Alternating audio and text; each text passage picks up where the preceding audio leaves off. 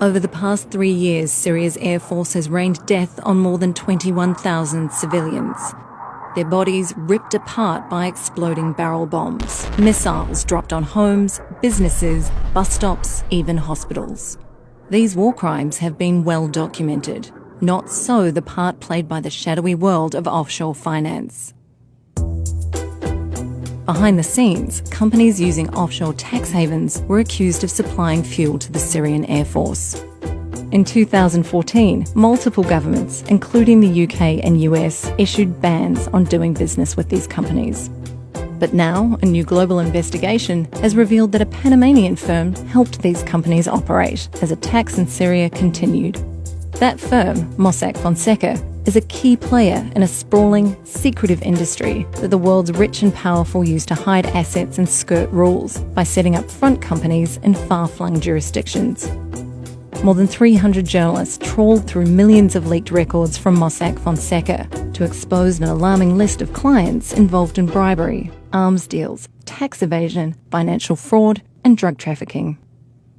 Behind the invoices, emails, and paper trails are real victims. In Russia, businessmen kidnapped orphan girls as young as 13, raped them, then sold them to others for sex. After this rape, I was aching all over. I started very much fearing men. I felt as though they wanted only one thing, only sex with me. When I was taken into a foster home, I felt as though my foster father would rape me if I'm left alone with him. One of the alleged ringleaders was a client of Mossack Fonseca's.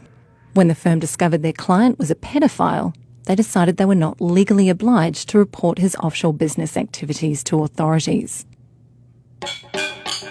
In Uganda, a company that wanted to sell a prospective oil field paid Mossack Fonseca to help it avoid $400 million in taxes. It was simple paperwork. The company's address was changed from one tax haven to another. In a country where 1 in 3 people live on less than $1.25 a day, $400 million represents more than the government's annual health budget. Uganda spent years in court trying to force the company to pay its taxes. Meanwhile, hospitals in the shadow of the oil field lacked funds for even the most basic equipment.